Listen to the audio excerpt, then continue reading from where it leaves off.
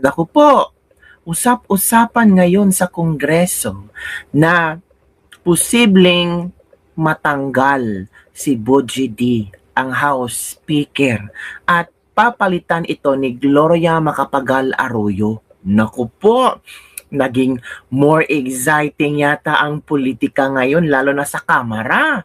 May usap-usapan mga kabibig na para maligtas si BP Sara sa impeachment sa Kamara, ay talaga nag-combine powers na daw yung mga ilang kongresista na patalsikin itong si Bogie D na di umano'y pinaupo ni Bongbong Marcos, ni Sandro Marcos, at kapalit ni ex-House Speaker Martin Romualdez.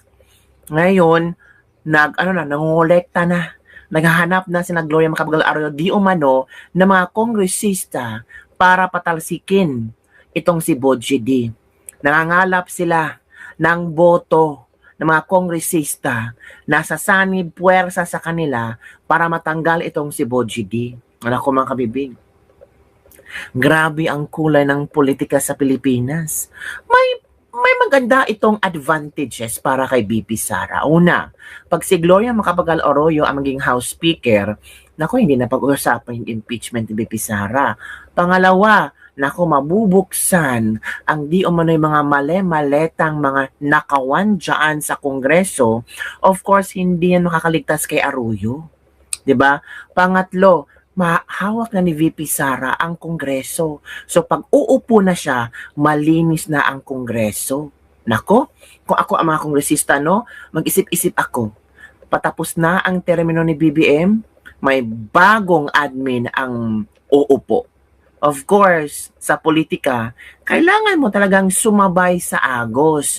Kasi pag hindi ka sumabay sa agos, as early as now, baka pag upo ni BP Sara, or for example, mananalo si BP Sara kasi sabi niya tatakbo siya sa 2028, baka masali ka sa mga kongresistang makakasuhan.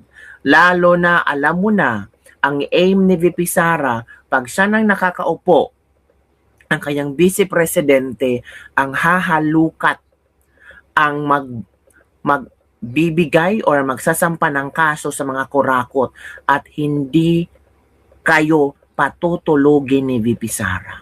Nako, kung ikaw hindi ka pa masyadong kurakot diyan sa Kongreso, mag-isip-isip ka na. Opo, mag-isip-isip ka na kung bibigyan admin pa ba ka or shift na ka kay VP Sara. O ito kasi ang chika mga kabibiga, i-share ko sa inyo. Nabasa ko lang ito sa alam mo naman ang politico.com. Grabe, ang daming mga ikalawang Gloria. Yan ha. Galing sa Politico yan. Ikalawang Gloria Arroyo reportedly in talks with Sara Duterte to reclaim speakership. Out Bogie D. Sayin natin ha. Talk of a leadership shake-up in the House of Representatives has resurfaced following alleged discussions between former President and Pampanga Representative Gloria Macapagal Arroyo and Vice President Sara Duterte. Politico has learned. So, grabe na itong Politico ha. Grabe itong makakuha ng chismis. And S. Cooper said Duterte is reportedly urging, kasi VP pa talaga, ang nagpursige kay Arroyo to reclaim the House speakership, prompting alleged recruitment efforts among lawmakers to unseat the current Speaker, Faustino D. III.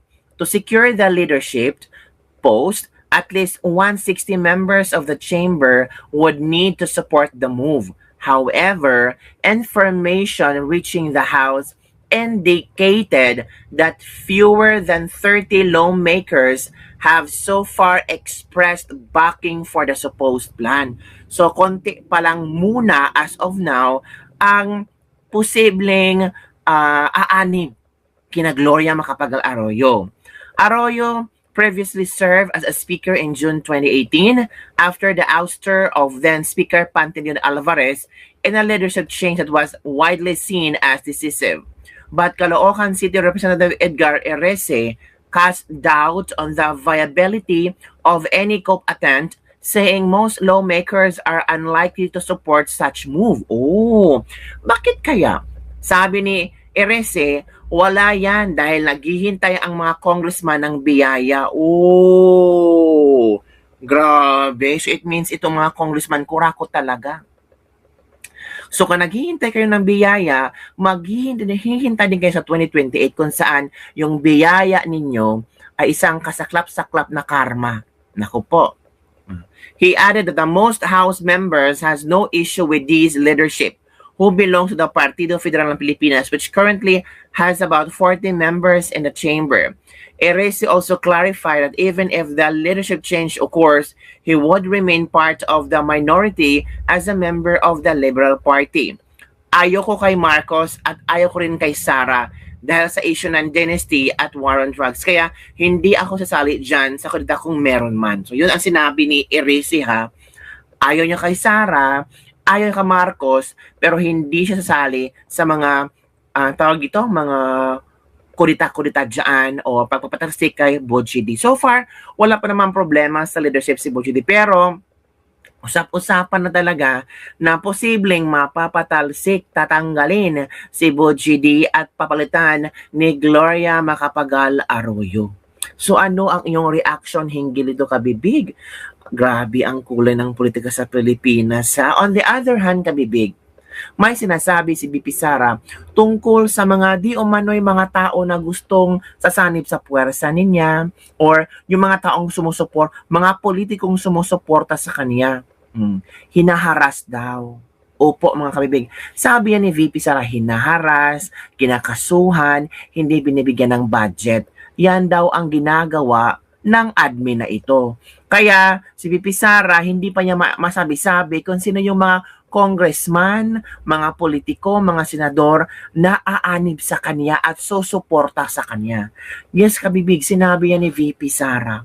Kasi pinag-iingatan din ni VP Sara ang mga politikong ito kasi alam naman niya, nakaupo pa si BBM, nakaupo pa ang mga galamay ni BBM.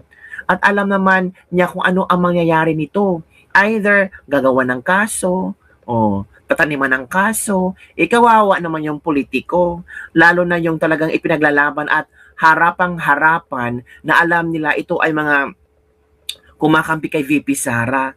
Natural, pag-iinitan, hindi bibigyan ng budget, o di kaya hindi pinapansin. Kawawa din naman ang mga constituents ng mga politikong ito. What if itong mga politikong ito ay para sa taong bayan? So kawawa ang taong bayan, di ba kabibig?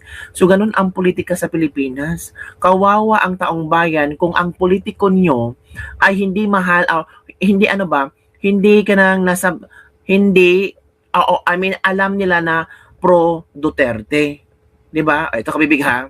Matindi at mainit ang politika ngayon. No? Lahat na lumalapit, nakadikit, kaibigan ko ay hinaharas, hinathreaten, nakailan ng kaso, inaatake.